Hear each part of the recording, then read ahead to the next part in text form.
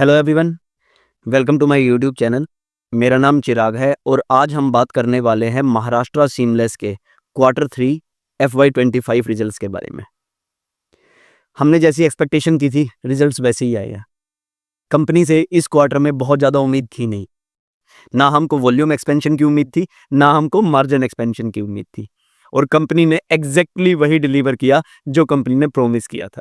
Video start करने से पहले मैं आपको स्टैंडर्ड डिस्क्लेमर दे दूं कि ये वीडियो कोई बाई और सेल रिकमेंडेशन नहीं होने वाली है।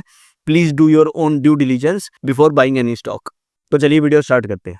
मैंने 2 महीने पहले जब महाराष्ट्र सीमलेस की वीडियो बनाई थी तो मैंने उस वीडियो में बात की थी कि ये कंपनी ना बहुत एक्साइटिंग कंपनी नहीं है।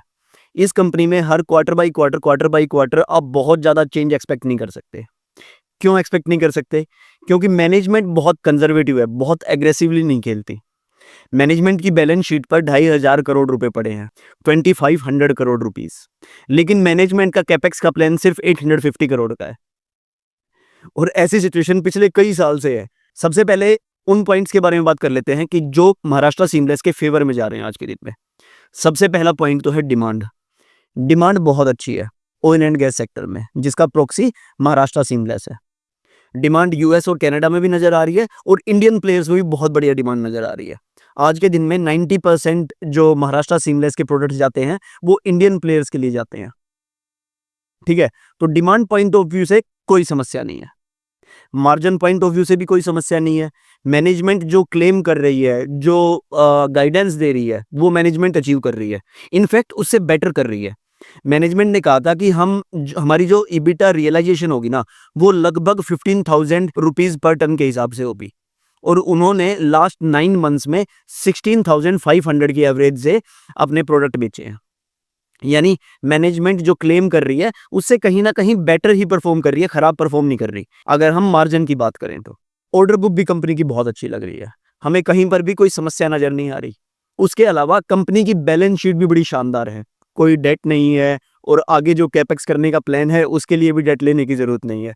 2,500 करोड़ रुपीस के आसपास इनकी बैलेंस शीट पर पड़े हैं, जिससे अदर इनकम आती है, जो इन्होंने म्यूचुअल फंड में इन्वेस्ट कर रखे हैं, शेयर मार्केट में इन्वेस्ट कर रखे हैं, डेट फंड में इन्वेस्ट कर रखे हैं। तो वहां से ये हर क्वार्टर में 35 से 50 करोड़ के आसपास पैसे कमा रहे हैं। ये क्वार्टर थोड़ा मंदा क्वार्टर था क्योंकि शेयर मार्केट ने डुबकी मार रखी है, इसलिए बहुत ज्यादा रिटर्न इस क्वार्टर में नहीं आया। लेकिन ऑन एन एवरेज अगर पिछले 2 सालों की बात करूं तो इस कंपनी ने अदर इनकम खूब कमाई है। टेक्निकली भी स्टॉक बहुत अच्छा लग रहा है। कंपनी ने जो लास्ट ईयर लोअर लोज बनाए थे, अभी इसके शेयर ने वो लोअर लोज टेस्ट नहीं किए हैं, उसके आसपास है। अगर उसको ब्रीच कर देता है, खासकर हाई वॉल्यूम से, तो हम कहेंगे कि ये स्टॉक वीक हो गया टेक्निकली। तो अगर टेक्निकल पॉइंट ऑफ व्यू से बात करूं तो भी मेरे स्टॉक ठीक ठाक नजर आ रहा है, कंसीडरिंग मार्केट की सिचुएशन क्या है। निफ्टी खुद ही लोअर लोज मार रही है, ठीक है, लेकिन महाराष्ट्र सीमलेस लोअर लोज नहीं मार रहा। That makes it a stronger stock. ये तो हो गई बात कि कंपनी के लिए क्या चीजें काम कर रही हैं, क्या चीजें कंपनी के लिए काम नहीं कर रही। सबसे बड़ी प्रॉब्लम जो कंपनी में आज के दिन में मुझे लगती है वो ये लगती है कि नेक्स्ट कैपेसिटी एक्सपेंशन ना दिसंबर 2025 में होगी। यानी इस साल के आखिर में इनकी नई जो तेलंगाना की डी बोटलनेकिंग की फैसिलिटी है वो चालू होगी, जिससे इनकी कैपेसिटी लगभग 10 से 15% के आसपास रैंप अप हो जाएगी। अब वो कैपेसिटी इस साल के एंड में आएगी, यानी क्वार्टर 4 FY26 में उसके रेवेन्यू आने लगेंगे। यानी हम फुल फ्लैज जो रेवेन्यू उस डी बोटलनेकिंग कैपेक्स से उम्मीद कर सकते हैं ना, वो FY27 में कर सकते हैं। यानी अगला 1 साल बहुत ज्यादा वॉल्यूम एक्सपेंड नहीं होने वाली। उसके बाद जो कंपनी में समस्याएं हैं वो मैंने फंडामेंटल वीडियोस में भी बात की थी कि एक तो इनके इबिटा मार्जिन बहुत ज्यादा फ्लक्चुएट करते हैं, इन्वेंट्री लॉस और गेन लगा रहता है, वो समस्या है कंपनी में। उसके बाद इनकी बैलेंस शीट के ऊपर 2,500 करोड़ कैश क्या कर रहा है ये समझ में नहीं आ रहा। कंपनी ने म्यूचुअल फंड में इन्वेस्ट करके डाल रखा है उसको। सबसे बड़ी समस्या आज के दिन में कंपनी में ये है।